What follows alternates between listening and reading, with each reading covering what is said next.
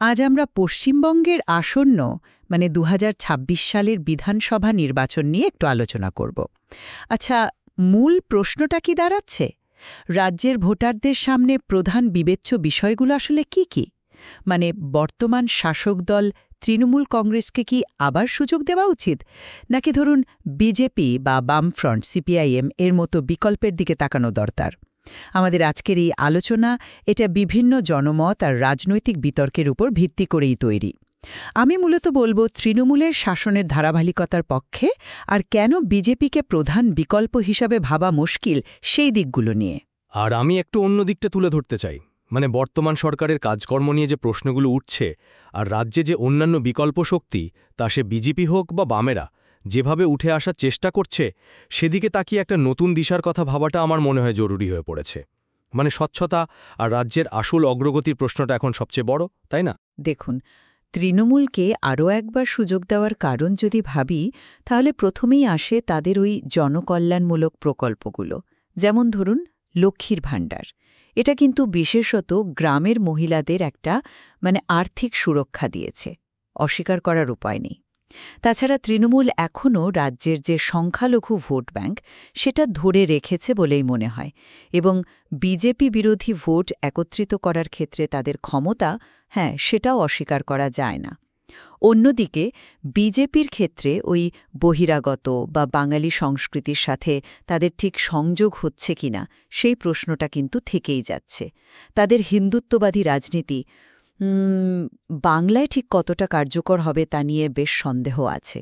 আর দলের ভেতরের কোন্দল, শুভেন্দু অধিকারীর মতো নতুন যারা এসেছেন, তাদের সাথে পুরনোদের সংঘাত, বা গ্রামে তাদের সংগঠন এখনও ততটা জোরদার নয়, এটাও স্পষ্ট। তাই তৃণমূলের বিরুদ্ধে হয়তো শিক্ষক নিয়োগ বা এসএসসি কেলেঙ্কারির মতো দুর্নীতির অভিযোগ আছে, সন্দেশখালির মতো আইনশৃঙ্খলাজনিত উদ্বেগও আছে বলছেন। তার চেয়ে হয়তো তৃণমূলকে অনেকে অপেক্ষাকৃত কম ক্ষতিকর, এই রকম একটা ধারণা থেকে সমর্থন করতে পারেন। কিন্তু এই কম ক্ষতিকরের যুক্তিটা, এটাই কি রাজ্যের ভবিষ্যতের জন্য যথেষ্ট? দেখুন, তৃণমূল সরকারের বিরুদ্ধে ওঠা দুর্নীতির অভিযোগগুলো তো শুধু অভিযোগ নয়। নিয়োগ কেলেঙ্কারি বা সন্দেশখালির ঘটনা, এগুলো তো মানুষের মনে একটা গভীর প্রভাব ফেলেছে। রাজনৈতিক হিংসা, রাজ্যে নতুন শিল্প আসছে না, বেকারত্ব বাড়ছে, এগুলো তো বাস্তব সমস্যা, তাই না?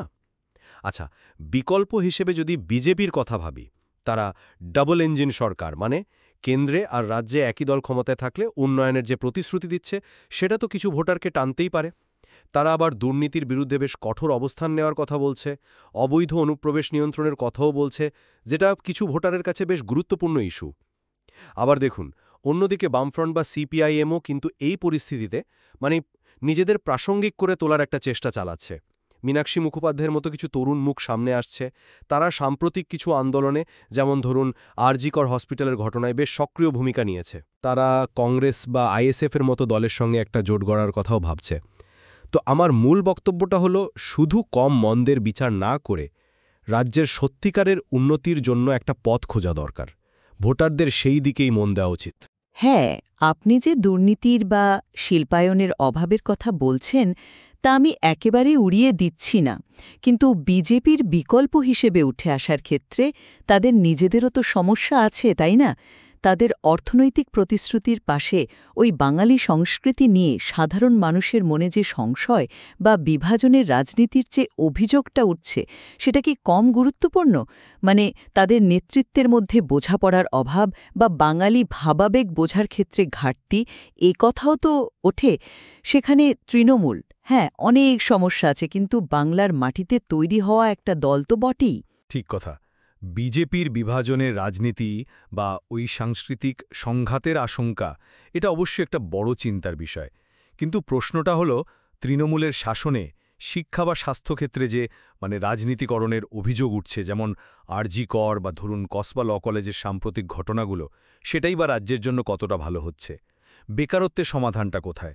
আর যদি বামেদের কথা বলেন, তাদের ওই ৩৪ বছরের শাসনের স্মৃতি বা বর্তমান সাংগঠনিক দুর্বলতা কাটিয়ে ওঠা, এটা অবশ্যই একটা বড় চ্যালেঞ্জ।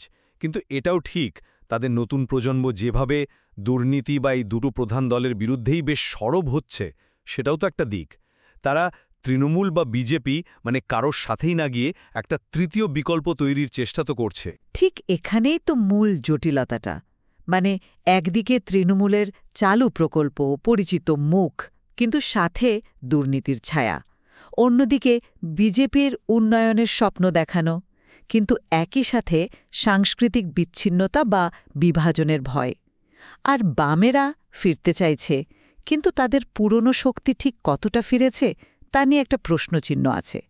তাহলে ভোটাররা কি সত্যি সেই অপেক্ষাকৃত কম ক্ষতিকর বিকল্প সেটাই আবার বেছে নেবেন, নাকি দুর্নীতি, উন্নয়ন, সংস্কৃতি এইসব প্রশ্নে একটা গুণগত পরিবর্তন চাইবেন?